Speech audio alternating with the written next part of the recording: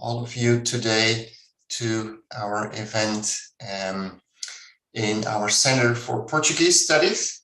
It's my pleasure to welcome today's speaker, Pedro Namorado Borges. And I also would like to welcome the co-moderator for today's event, Professor Nicolas van der Kere, who's an associate professor at the Faculty of Architecture and Arts at Hasselt University in Belgium, and currently a visiting professor in Berkeley representing the Rubens Chair. So the way things will work is that Pedro will speak for about 30-40 minutes, and after that we will have a chance to have a conversation with Pedro about his presentation. People in Zoom are invited to participate in this discussion by posting questions in the chat function that Nicolas and I will then pass on to Pedro during the Q&A. But before we go to Pedro, before we start with the lecture, let me ask Nicolas to briefly introduce Pedro Namorado Borges to all of you. Nicolas, the floor is yours. So unmute yourself, Nicolas.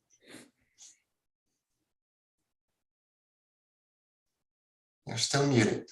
You're still muted. It's at the bottom left where it says mute. You click it and then you unmute yourself. Okay. Sorry about that. There we go. Oh, something is wrong with the sound. I'm not sure what the problem is. I think Nicolas should be close to Pedro, perhaps. Maybe Nicolas, yeah. One computer.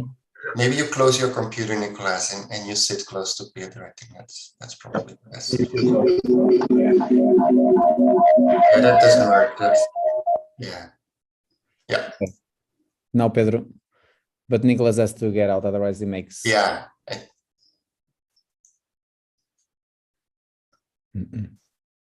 Sorry about that. Okay. Oh, sorry okay. about that. Yeah, that works.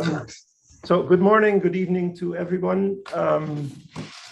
It's my pleasure, obviously, to give a small introduction to the research of Pedro. Pedro is a Portuguese architect and researcher at the University Institute of Lisbon, EUL, a member of the Center for Studies on Socio-Economic Change and Territory. He graduated in architecture at the FAU in Lisbon, where he completed a master's in architecture in 2019 on Vitor Figueiredo and his social housing projects, on which he also published various articles and a book. He's a PhD fellow at the Foundation for Science and Technology in Portugal, with a research project on the impact of public housing policies in rural areas. In his research, through archival research, fieldwork, and interviews, Pedro has been investigating an often overlooked part of our built heritage, namely the development of rural settlements, in this case, the villages of the Portuguese interior. He aims to redefine what is considered familiar, studying the built environment as a result of a set of relationships between different actors, such as architects, engineers, builders, state agencies, public policies, and the local population. His research aims to contribute to a rereading and better understanding of the significance and scope of modernity in the lesser-known territory of the rural environment. Pedro will reveal to us the ambivalence of the well-planned and executed modernization of these Portuguese villages, developed, nevertheless, under an authoritarian regime, Estado Novo Salazar. Particular interest here, in my view, is the valuable and potentially innovative role of this historic campaign in terms of preservation. I give the word to Pedro. Thank you, Nicolas. Thank you, Jeroen, for the presentation. And I would like to share my screen now in the start of my presentation. Good morning, all, or good afternoon, wherever you are in the world. I'm going to share.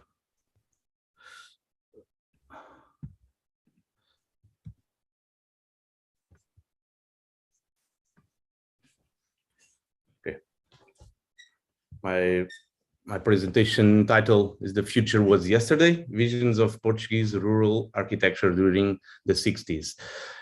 This presentation is possible with the sponsorship of Berkeley University, Institute of European Studies, and the Center for Portuguese Studies, and ISCTE, my own university, and the NAMIA SET, the study center in ISCTE. And it's this research and this lecture is possible and funded by FLAD, Luso-American Development Foundation, and Foundation for Science and Technology in Portugal. That I would like to have a special thanks to everybody who is involved in this, and it's a pleasure, and it's been very good to research and to have this this hypothesis to develop my research here.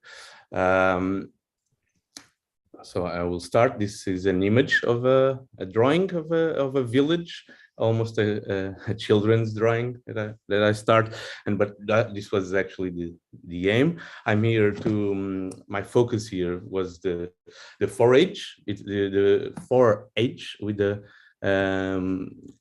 stands for 4 ages exactly, and is a youth development program that stands for head, heart, health, and hand, with the mottos of learning by doing and making the best better. The program is connected to rural life, agriculture, home economics, and life achievements. It was implemented and developed in the United States and was applied in more than 50 countries. It starts, we can say, in 1940 with the Smith-Lever Act that made cooperative extension work nationwide in USA. It means that this is actually an extension work. It means it connects science directly to people, science knowledge, scientific knowledge, in this case, agricultural and home economics, as I told, directly to people. In this lecture, I will investigate and present the preliminary results of the ambivalent role of the 4-H program in Portugal. Governed by Estado Novo, the dictatorial regime headed by Oliveira Salazar, nevertheless, became part of international organizations after the Second World War, belonging to the emerging democratic Western world. For example, FAO from the United Nations, it stands for Food and Agricultural Organization from the United Nations, and OECD, Organization for Economic Cooperation and Development. One of the most recent discoveries suggests that the state-supported housing program in Portugal called Aldeias Melhoradas. It stands for Improved Villages, between 58 and 74, and it was strongly influenced by the actions carried out by the 4-H organization of the Department of Agriculture in the USA. How did these influences reach some of the most isolated villages in Portugal? Were there direct contacts between national and American technicians? What were the sources of funding? How did these initiatives take place? This is my fundamental questions from this research. I initiate here with a very suggestive image. It shows actually the idea and the objective of improve life in general through the health of food and the boys. How I can be stronger, healthier, and this is a very powerful image, and we will see the connections after with housing as well that belongs to this. The same, this is in several publications of 4-H. And this one it stands for the same idea with animals in a bit from 29 in some publications, in this case from the North Carolina 4-H poster, comparing how do animals evolve and make it healthier as humans, and starting from the youth. In my investigation, this is one of the books I found with the more clear idea of the 4-H ideas spreading the world. As we can see, this is a map, a very suggestive map. From the United States, it's spread for several parts of the world, but as we can see, Portugal is not one of them. So formally, we can say, at least this is a publication from the 1970, at least till 70, there was no formal forage in Portugal. But there is, I found that there is a next called an agricultural and family extension service in Portugal. This is one of the booklets they made as an example, and it has on a different symbol from forage. Doesn't use the formal language, but stands for the same ideas and principles. As we say on the right, this is a report of activities from this extension service that includes base formation for boys, education, and we can show that there is some activity about this extension. So we could actually, there's a parallel here, but not a formal one. Now, this is one of the examples. It's about agriculture, home economics, food, some house improvements as well. And on the top right of this booklet, we can read hygiene, housing, and food. And on the left, there's an objective, a very clear objective, is to improving living conditions and welfare of the rural population. That was the main objective of this extension center. And so how did this work with very similar ideas? This is the image of for the beginning, with sports, always connected to improvement of housing, health, home. And the idea is to have a fast improvement of the welfare of the rural community. That's always the main objective. As we can see here, this is one of the examples of a garment making club in Iowa, in the United States, in 1915.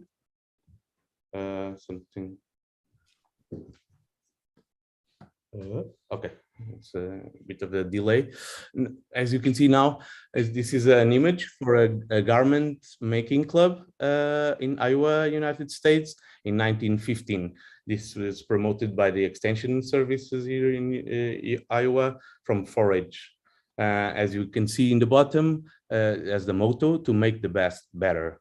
So the same image, but in 59, we can see in Portugal, the Agricultural and Family Extension Center, the first one that existed in Portugal, is in Vila Verde de Raia, Chaves, Portugal. This photo is from Artur Pastor, and we can see the similarities of programs and education. Now, how did Portugal work with this extension? How this works actually? This scheme, this chart, explains us that there are a lot of ministries and services involved, from national education, health and assistance, interior minister with the city halls, corporation ministry, economy, the economic ministry, that's the Ministry of Economic, is the central one, private foundation, Carlos Gulbenkian, and some private church, and the agrarian Catholic group. So this all converges to the idea of an agricultural and familiar extension. And the main value is always valuing rural population and raising standard of living. So this is how in Portugal was made possible, this idea of agricultural and familiar extension through the coordination of different state and private services and ministries. If we look a bit more to the Ministry of Economy, I mean, we see that inside we have the Secretary of State for Agriculture, and on the left we have the General Management of Agricultural Services that are responsible for the extension services. But these extension services were more technical, but with the coordination with other ministries, it's made possible the idea of social extension as well. So it's the familiar part, and one of the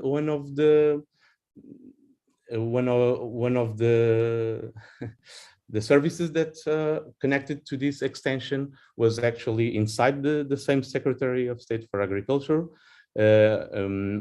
We call it the Board for Internal Colonization, JCI, that was responsible to apply the agricultural improvements, especially since the 60s. It was especially for housing as well. It included houses. So it was funded in the beginning of the 60s, the Service for the Rural Welfare, that were responsible to improve villages. How did this work is what my PhD focus is, this part of the now I understand bigger extension idea in Portugal. So these are some booklets of some villages in Portugal as a mean to have the discourse about this, and that we can compare with the forage too. The main is always, and so in these booklets we can read the main objective is to assure the rural man a satisfactory standard of life that protects him from the seductive mirage of the great urban centers. This is one of the biggest ideas, is to prevent agricultural exodus and to maintain some people, especially young people, in the villages in Portugal. This is, as we can see here, from a publication of 1912, is the same discourse. I can let you read a bit of time, but this is one of the discourses that supports forage in the US. Is the idea of country boys should not leave rural and the farm to go to the city. So the bottom line is that we have to create conditions so it doesn't leave. It's the main idea, and that was the same discourse as from this service of improved villages in Portugal.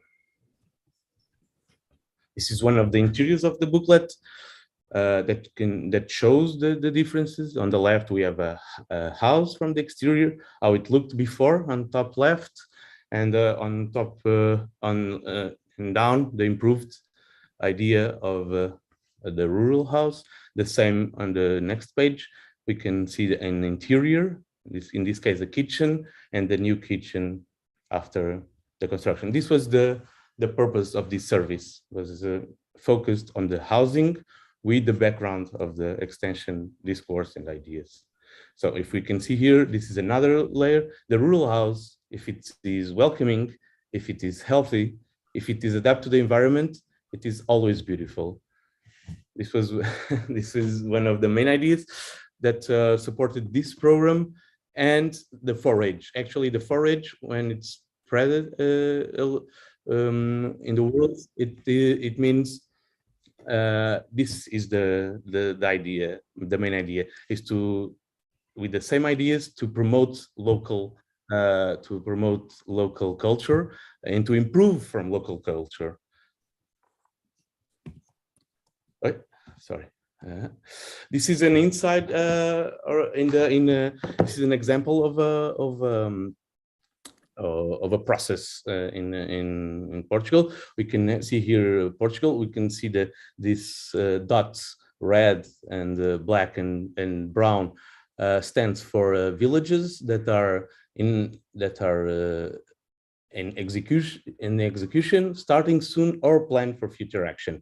There were actually in the end at least planned for future action 140 villages till now, And this is a report from 1964. This is so it's roughly 4 years after it started.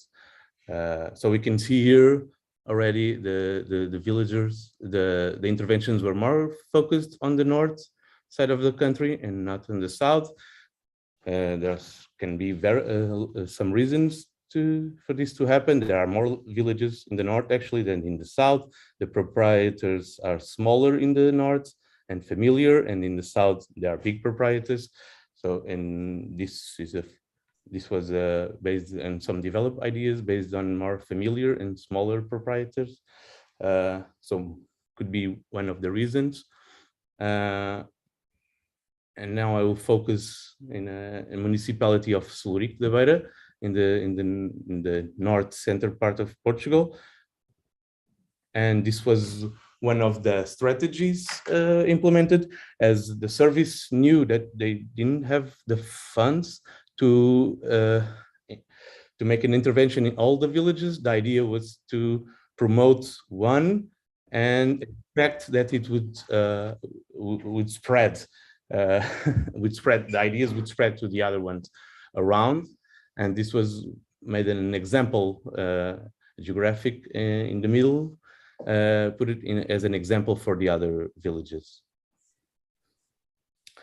This is focusing on a village. This is a master plan and a zoning. As we can see here, this part says this is a renewal area. This is based on the existing village. This is a survey, and we can see here this is for industry, agriculture. This is for the future extension of the village. Here we have sports, more agriculture near the village, and this is a sector to renew as well, and this is the extension. So this is actually plans, and we depart from the reality and try to improve it. This was a team of architects that did this. This was as I explained before.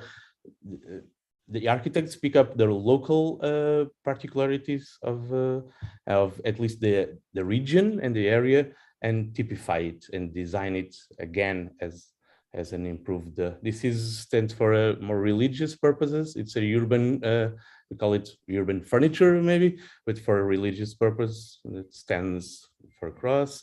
This is types of balconies that could be used in that area and region of Portugal in the improvement of the houses. This is types of roofs, roof details, how do they end, the several ideas and studies. This is a typified door based on the doors architects can see in the local villages, and this is windows as well, and some vases and how to hang them. After this, there is a survey, a population survey, a list of the population, and the idea is to understand the financial possibilities of each person, if they're none, low, wealthy, if there are tenants in a tenant regime or not, and if they are interested. This is so it's the first approach.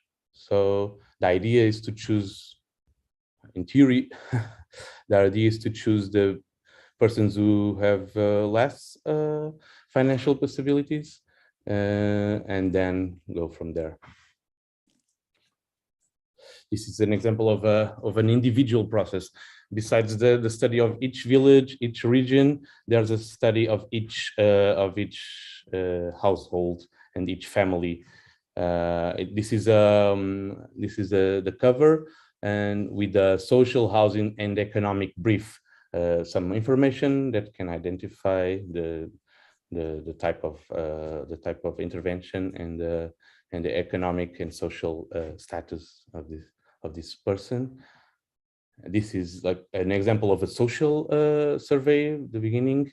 and it was made an economic and an housing one with the age, number of children. So the project could be more adapted to each one.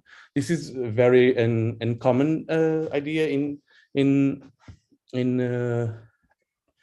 state promoted housing or supported housing. That's why maybe it comes from another place and some ideas, because it's not very common. It's more normally anonymous and not based on each person. So this is the housing survey, the drawings, how it is and how it should be after. And then there's some drawing. These drawings are made in Lisbon, but these ones before are made on site. Normally through there's someone in the local population that assumes this role of making the contact between the state and the people. This is an example of a more detailed plan. So mainly the main idea was to have bathrooms that they didn't exist, and chimneys that normally didn't exist as well, and renew walls, windows, roofs, as the drawings before showed us. That was the main idea. This is an example of a financial support appliances. On the left, we have the agricultural improvements directly to the state. We can see here the law that stands for it from 1960.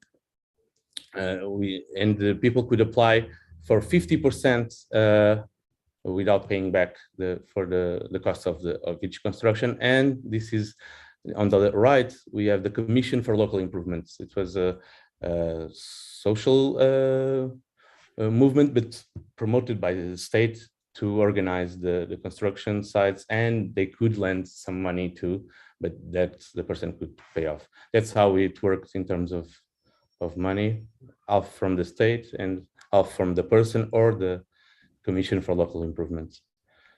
Here we can see a budget of a part of a budget.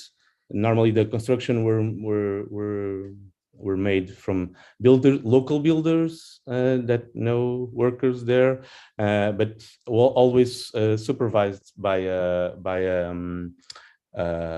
person from JCI, in this case, from the service of a welfare service, a rural welfare service. There was always someone in charge and that connected and coordinated the works.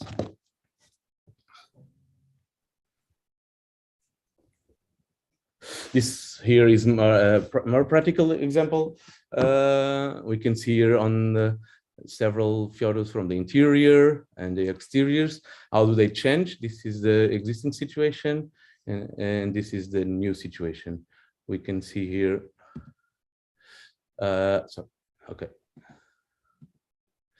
Here more in detail. Oh, sorry. The changes that it makes to architecture, they're based on the same language, but it has some new features, windows, the way walls are painted. It's the same house. This corner was gutted.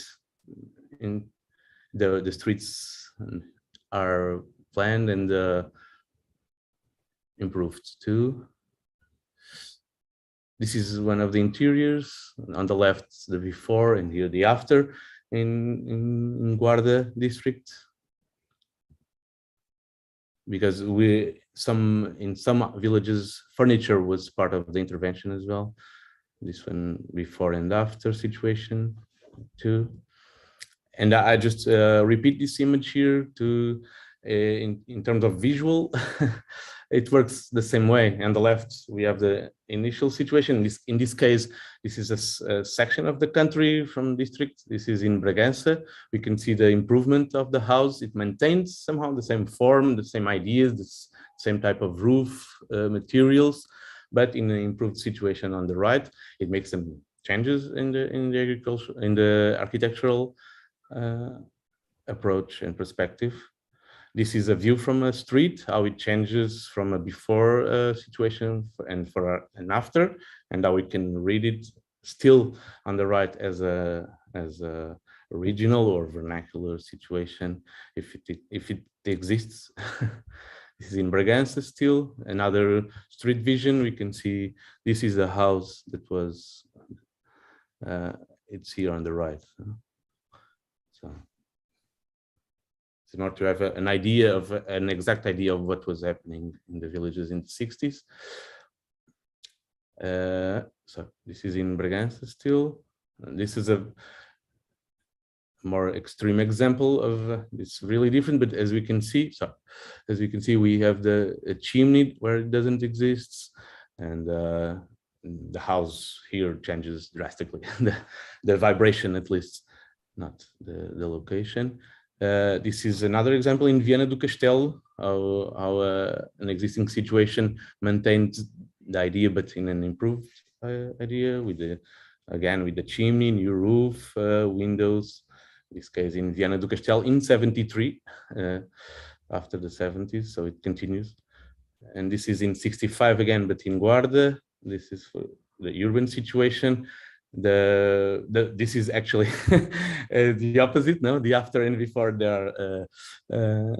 are misplaced, but we can see this is before and after. The after situation could be a before, but in this case now, and we can clearly see the new chimney, the painted around the stones to prevent cold.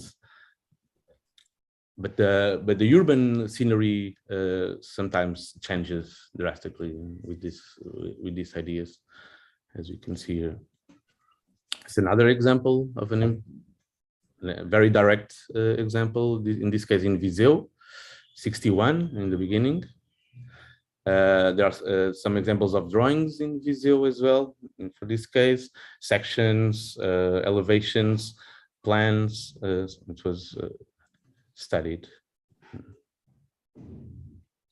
This is in Coimbra, before and after situation. These are the interiors of this same house, how it was before and after, and the same for the kitchen here, before and after. This was there were some new houses as well. This is one of the plans of a new house used in Coimbra in 76, already after the dictatorship. This service continues. So this is maybe one of the last documents found in this service from 76, and it's actually a new house. And this is in Évora, in the south of the country, with less examples, but they still exist. The great difference we can see is the windows and the extensions. They're very, but we can read this as a popular situation. The same in Beja, and this was till now, I think, the one most south that I found till now. The left situation is quite different. We see here the limit of the property. There's a difference here, a substantial difference, but an improved one. So this is the final part of my presentation. These are the preliminary results, as I explained in the beginning, of the project developed here at the UC Berkeley during this spring semester of 2022. The documentation found will be analyzed in detail in order to build and sustain arguments and used in my PhD thesis. But we can extract here now is that 4H is a youth agricultural and social extension service to improve life standard in US and around the world. That's for sure. That 4H didn't exist formally in Portugal, at least until that report, 1970. But the ideas came anyway, so they are strongly based on the 4H ideas. So we can call this an informal Portuguese version of 4H. and but I can say more about forages and these ideas. I consider them very sophisticated as a development project, very subtle, almost hidden, works with local communities and local culture, and departs from there to improve them. Somehow there's some degree of participatory architecture and ideas around that. The state and the presence of the state is almost hidden in this, and it sounds like a local movement. Even in US, forage is some people still think that it was a local situation, not a state one, but it's not. It's centralized. And what can I extract here from is that ideas can travel. Most probably among technicians and meetings, and that these ideas can, I think, in the detailed study, can inspire future developments around sustainability, migration, and climate changes that are the concerns today in the country. And this will be studied in depth during my PhD, and this will part of this international framework for my PhD, this research. Here, this image, I just want to end with that. As you can see, this is a tap in a rock. So this is the kind of hidden idea of development. It maintains the rock, but it has a tap. So this is the idea of improvement. So thank you so much for listening.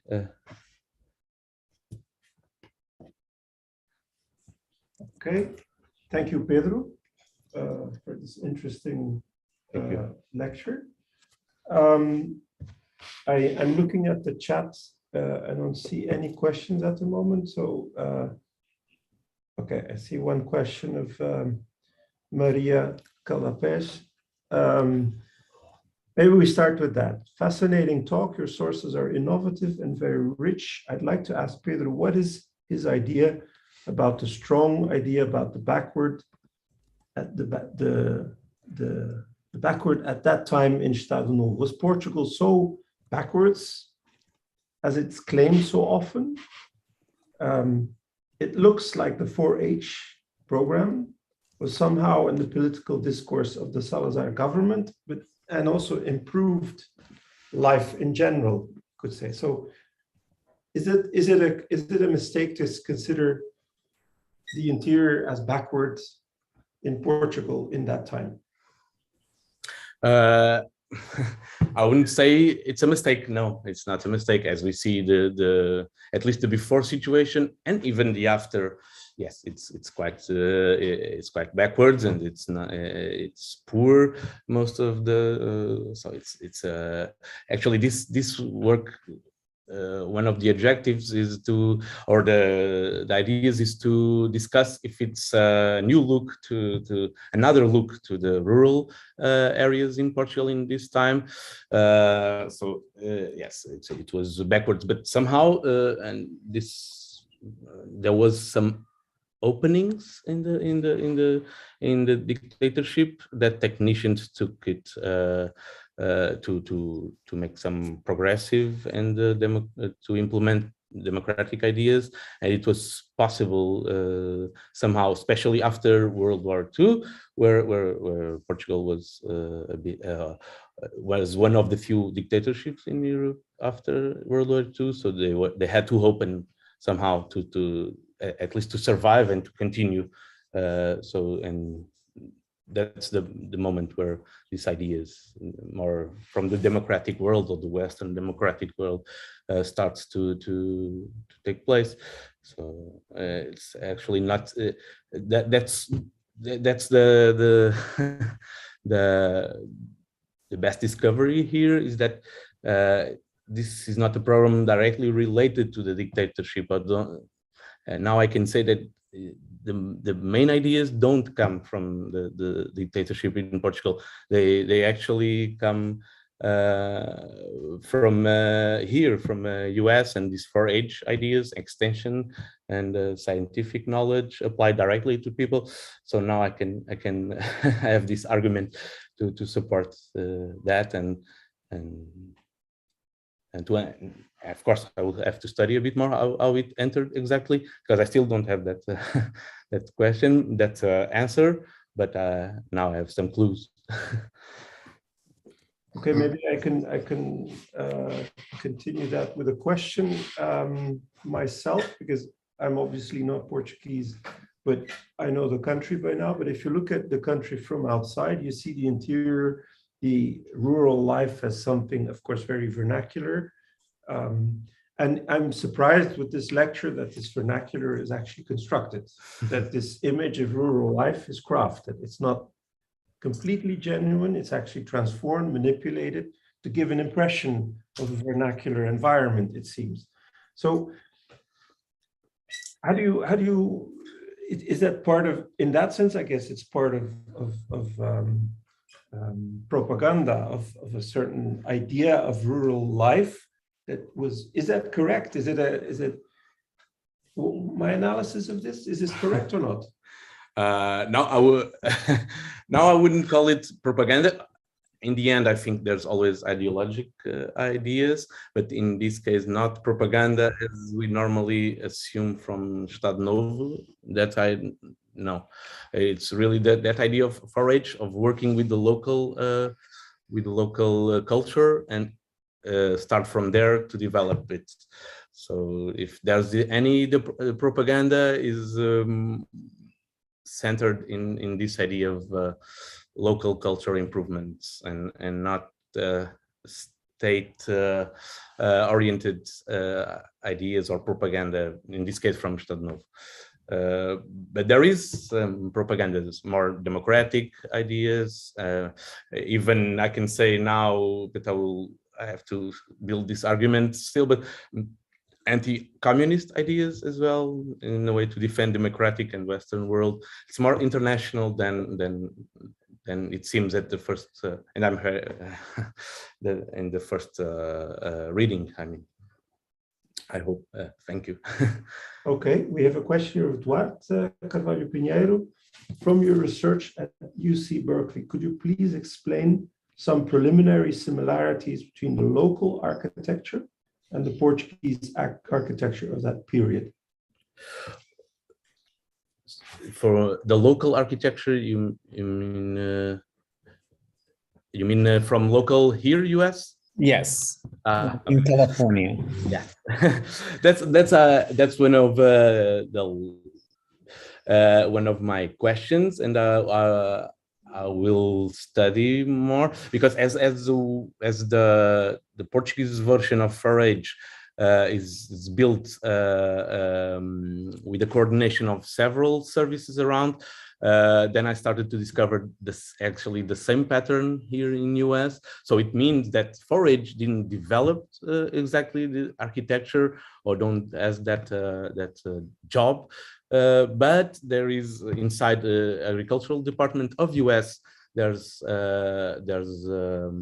very similar ideas of housing, but I want to focus that at least to understand they exist and how did they exist, and how did they focus on the US culture. That was one of my questions too.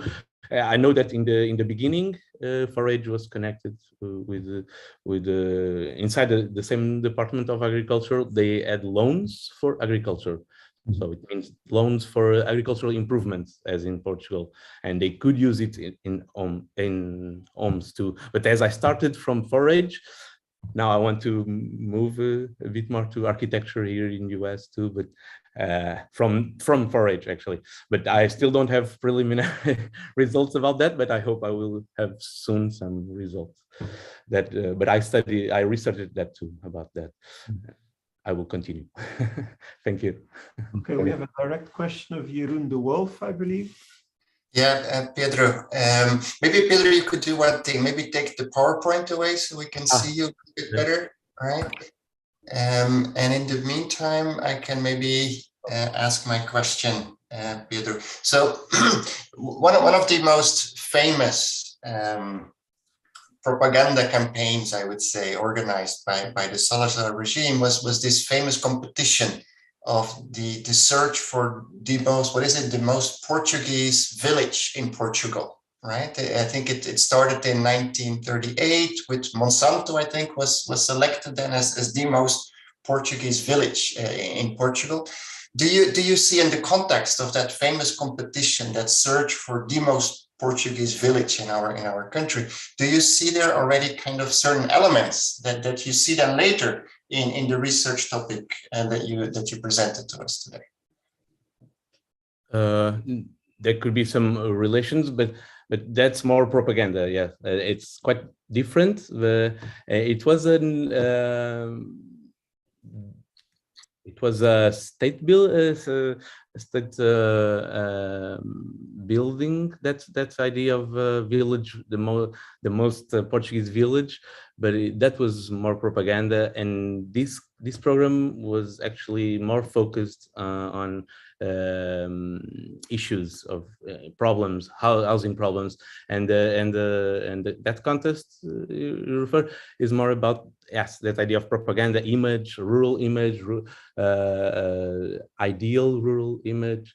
And I think this program, despite the fact that in the end I think there's a bit of that idea too, of the idea of a certain rural romanticism, but it was more focused on actual problems, bathrooms, water, actual life improvement, and not the contest was not focused clearly on that. Thank you. Okay, I don't see any other questions at the moment, so I can actually follow that up with one of my own. You already mentioned it. Something very typical in Portugal also is the rural or agricultural exodus. I mean, there's many places in Portugal in the interior that have actually problems, in villages that become ghost villages, if you like, to a certain degree. And in a way, I would like to link that to the role of a program like this, potentially even in the future. Is this a program that can inspire a kind of similar contemporary program in the future, or you think the conditions are completely different? Okay. Thank you for the bridge. I think the conditions are completely different. It's not a nowadays program that we can use, but what we can use, I think, is the ideas from this process and these sophisticated ideas. I consider them working with local communities. How do they work, and how, even with the presence of state, how is it developed in order to develop some regions in the world. I think there's a very powerful ideas here, not exactly to maintain people in the rural places, because I don't think it's the reality now. But I understand your question. I don't think it's completely the same now. Thank you. Another question of Dwight. Could you explain a little bit further the title of your presentation? The future was yesterday, and which grounds did this 4H open? I guess it's two questions actually. The future was yesterday, because it's sorry to jump in, Pedro. I'm just trying to understand, like, you're saying the future was yesterday, there were some kind of grounds that this program open, especially in social housing, right? So are we nowadays replicating what was done back in the 60s? How, in terms of which implications did this social housing had nowadays, basically, and future projects is a little bit what Nicholas was asking you as well, but I'm curious about this. Yes, me too, actually.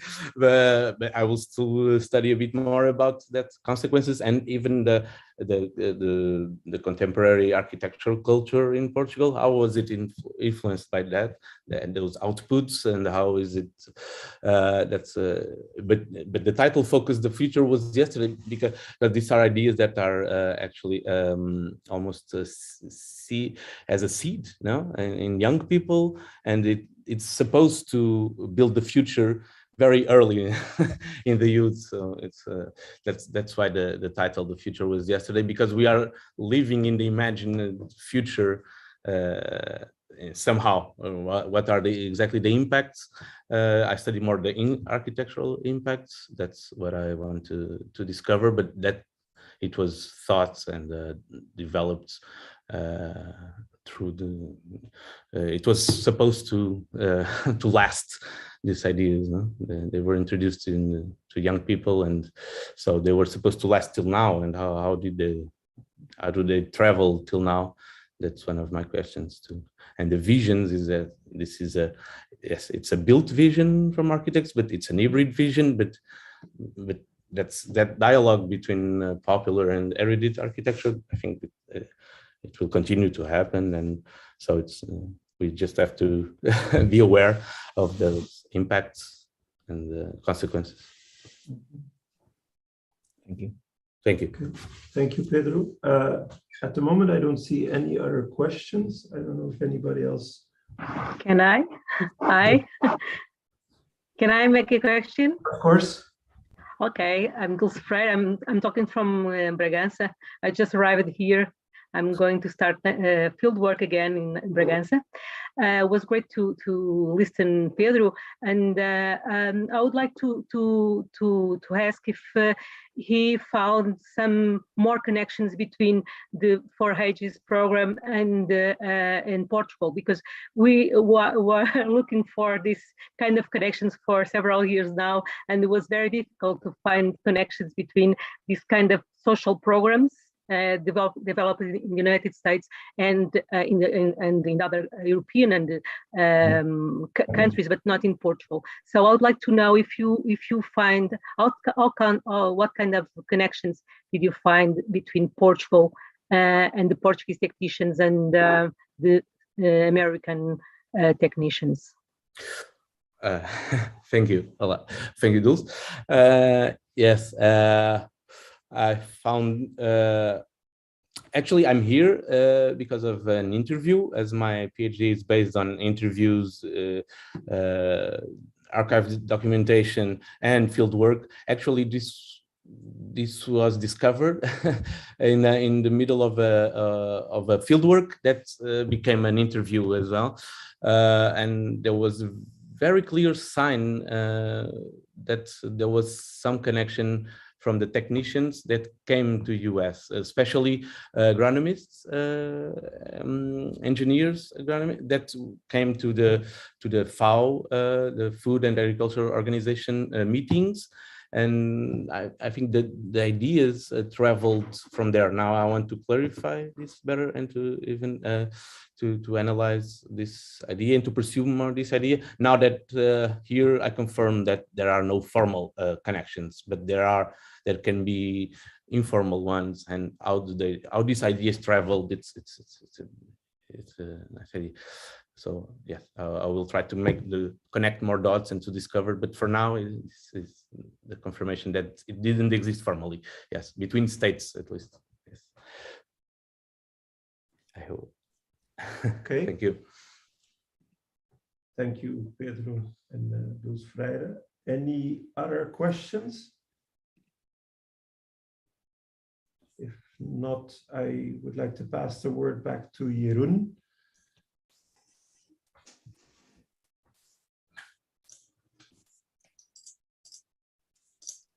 I can make the closings as well, Nicholas. I would like to thank you, Pedro, and I'd like to thank you and for moderating this lecture, and also thank all our guests. They're more than welcome to attend our events. This was actually the last event for this semester.